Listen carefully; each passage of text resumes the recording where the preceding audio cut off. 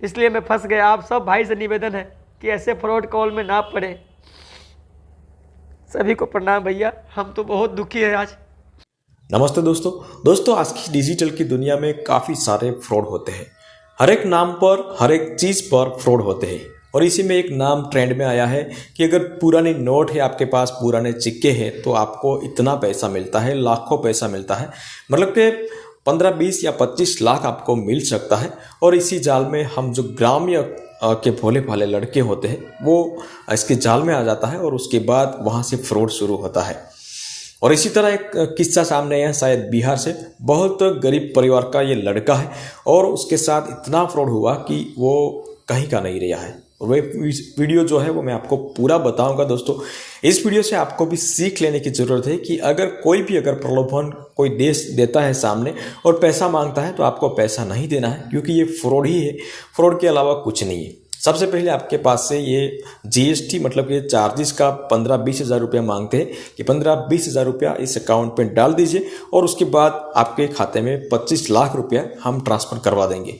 और 15-20 हज़ार रुपया जो है तो हम जो भी करके डाल देते हैं और उसके बाद वहाँ से फ्रॉड शुरू होता है। जो इस लड़के के साथ हुआ है तो वो आप देख लीजिए और देखने के बाद आपको भी सीख लेने की ज़रूरत है कि हमें इन लोगों से सतर्क रहना चाहिए। नमस्कार दोस्तों, हम बिहार से मोहित कुमार बोल रहे हैं। पुराने सिक्के बेचने के चक्कर में मेरे साथ 60,000 रुपये का फ्रॉड हो गया। हम आपको बता दें कि हम YouTube पर वीडियो देख रहे थे जिसमें पुराने सिक्के बेचने और ख़रीदने के बारे में जो है वीडियो दिखाया जा रहा था। उस वीडियो में हम एक सिक्के देखे, जो सिक्के मेरे दादी माँ अब तक संभाल के रखी है। बड़ा बड़ा सिक्के है, करीब बताती है मेरी दादी माँ 1945 या 47 के हैं वो। तो फिर हमने कमेंट बॉक्स में नंबर देखा और नंबर देखने के बाद भैया हम कॉल किए उसको। कॉल करके बोले कि भैया जो आपने सिक्के दिखाए हैं वो सिक्के मेरे पास है, हमको वो सिक्के बेचना है। तो बोला कि आप काम कीजिए, हमें जो है व्हाट्सएप कीजिए, अगर आपके पास हकीकत में वो सिक्के हैं तो हम आपको व्हाट्सएप, इसी नंबर पर व्हाट्सएप कर दीजिए। फिर जो है हम दादी माँ से बोले, दादी माँ तुरंत निकालिए सिक्के, और निकलवा कर जो है हम उसके फ़ोटो खींच के हम उसके पास भेज दिए। तो उसके बाद 5 मिनट बाद उसका कॉल आता है मेरे पास और बोला कि अरे यार तुम्हारे पास इतनी कीमती सिक्के हैं। तो हम बोले कि जी मेरे पास सिक्के हैं। बोला कितने हैं तुम्हारे पास? मैं बोला 2 ही सिक्के हैं। फिर जो है बोला इस सिक्के का तुमको जो है 25 लाख रुपये मिल जाएंगे, तुम बहुत कीमती सिक्के हैं ये, इतने पुराने सिक्के तुम्हारे पास कहाँ से आए? बोले मेरी दादी माँ अब तक संभाल रखी है भैया। तो मैं बोला इसको हमको बेचना है। तो बोला कि देखो इसके जो है तुमको जो है हम 25 करोड़ रुपये देंगे इस सिक्के के। मैं बोला सर तो फिर आप कहाँ से बोल रहे हैं? तो बोला मैं बंगाल से बोल रहा हूँ। तो मैं बोला कैसे होगा सर, आपको कैसे मैं बेचूंगा? तो बोला मेरा आदमी जाएगा और जो है तुमको वहाँ जाके सिक्के तुम दे देना और तुमको पैसे देकर चला आएगा। तो मैं बोला ठीक है सर। तो बोला तुम इस सिक्के को जो है किसी को देना मत, किसी को दिखाना मत, बहुत कीमती सिक्के हैं। इस सिक्के को जो है तुमको हम 5 लाख रुपये एडवांस के तौर पे भिजवा दे रहे हैं। तो हम बोले कि ठीक है सर आप जैसा करें। तो बोला एक काम करो, तुम अपना आधार नंबर और पैन कार्ड नंबर और तुम्हारा जो है पासबुक, ये सब जो है हमको भेज दो फ़ोटो खींच के। फिर जो है हमने उसको भेज दिया। भेजने के बाद क्या हुआ कि हम दोबारा उसको कॉल का इंतज़ार किए। 5 मिनट बाद वो खुद कॉल किया और बोला कि काम कीजिए आपका सब कुछ आ गया है, थोड़ी कागजी कार्रवाई हमें जो है करनी है, इसके लिए जो है आप हमें 20,000 रुपये डाल दीजिए। तो मैं बोला कि सर आप काम कीजिए, आप जो हमें दे रहे हो 5 लाख एडवांस, उसी में से जो है आप 20,000 रुपये काट लीजिए। तो वो बोला कि ठीक है देखते हैं। फिर जो है कॉल काट दिया और उसके बाद फिर कॉल कर रहा है 2 मिनट बाद और बोला कि देखिए ये ऐसा नहीं हो सकता है, हमारे कंपनी के नियम के खिलाफ है, आपको जो है 20,000 देने होंगे, क्योंकि वो कुछ कागजी कार्रवाई होते हैं, वो करने के बाद ही जो है हम आपको ये सिक्के जो है आपसे हम खरीद सकते हैं और आपको हम पैसे आपको जो है अकाउंट में ट्रांसफ़र कर सकते हैं। 20,000 आप 20,000 रुपये पहले आप दो, तभी आपको हम 5 लाख रुपये देंगे। आपको 5 लाख ही मिल रहे हैं ना, आपको देने में क्या दिक्कत है? तो फिर मैं बोला चलो ये बीसी का बात है ना, 5 लाख तो आ ही रहा है। फिर हम कहा कि भैया कि 20,000 रुपया उसके अकाउंट में हम ट्रांसफ़र कर दिए अपने फ़ोन पे से, आपको हम दिखा देंगे अपने फ़ोन पे का पूरा स्टेटमेंट। तो दिखाने उसको भेजने के बाद जो है वो बोला ठीक है आपके अकाउंट में चले आएंगे 5 लाख रुपए चले जाएंगे। फिर 5 मिनट के बाद वो फ़ोन नहीं किया, बोला 5 मिनट आपको पैसे चले जाएंगे। फिर हम आधा घंटा बाद उसको कॉल किए, मैं बोला सर 20,000 रुपये हम डाल दिए पर आप पैसे डाले नहीं। तो बोला कि देखिए 5 लाख रुपये जो है थोड़ा बड़ा अमाउंट है, इसके लिए जो है आपको 40,000 रुपये और भेजने होंगे।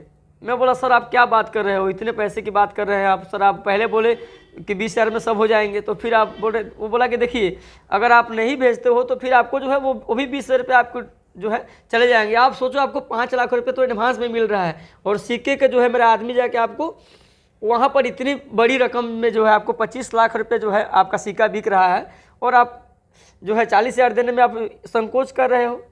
फिर मेरे मन में आया कि मैं क्या करूं, किसी से मैं सलाह भी नहीं लिया अपने घर परिवार से।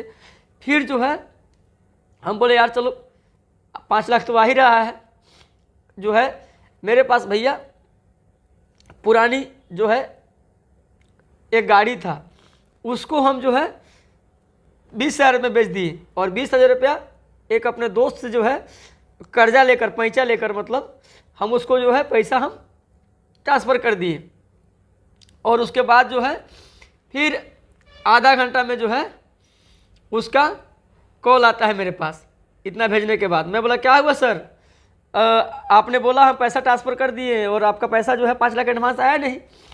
फिर क्या बोल रहा है कि आपको जो है सेल टैक्स फार्म भरवाना पड़ेगा, वो जीएसटी बिल के लिए और सेल टैक्स का जो है फार्म भरता है, उसके लिए जो है 20,000 रुपये आप और हमें दो, क्योंकि रकम बड़ी है, आप फंस जाओगे कि इतना मोटा रकम कहाँ से है, आपके अकाउंट में 5 लाख रुपये जाएंगे। तो भैया अब हम क्या बताएं आपको, मैं बोला कि ठीक है मैं एक प्रयास कर रहा हूँ।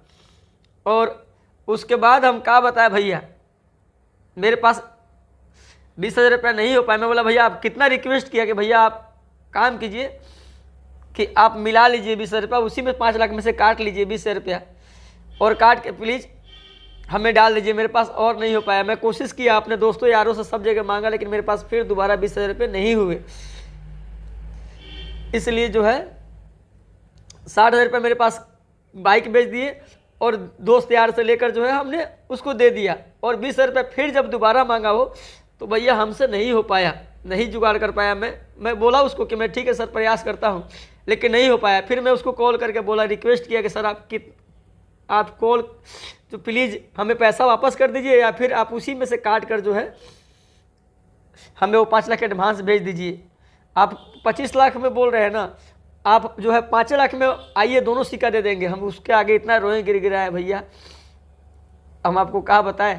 मेरा पापा को खबर चल गया है कि वो बाइक बेच दिया है, वहाँ घर से भी गुस्सा आएगा, हम किसी को बताए नहीं है।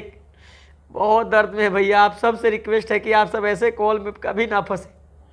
कोई पुराने सिक्के नहीं बिकते हैं भैया, कोई पुराना सिक्का नहीं बिकता है, सब झूठी बात है भैया। हम फंस गए भैया, आप सबसे निवेदन करते हैं कि आप सब प्लीज़ कभी ऐसे बहकावे में ना पड़े, ऐसे फ्रॉड के चक्कर में ना पड़े भैया। हम तो गरीब आदमी, उतना कैपेसिटी नहीं था मेरा, 60,000 रुपया मैं गंवा बैठा, उतना अनजान था मैं, ना पढ़ा लिखा नहीं हूँ मैं, 8वीं क्लास तक पढ़ा हूँ, इसलिए मैं फंस गया। आप सब भाई से निवेदन है कि ऐसे फ्रॉड कॉल में ना पड़े। सभी को प्रणाम भैया, हम तो बहुत दुखी है आज।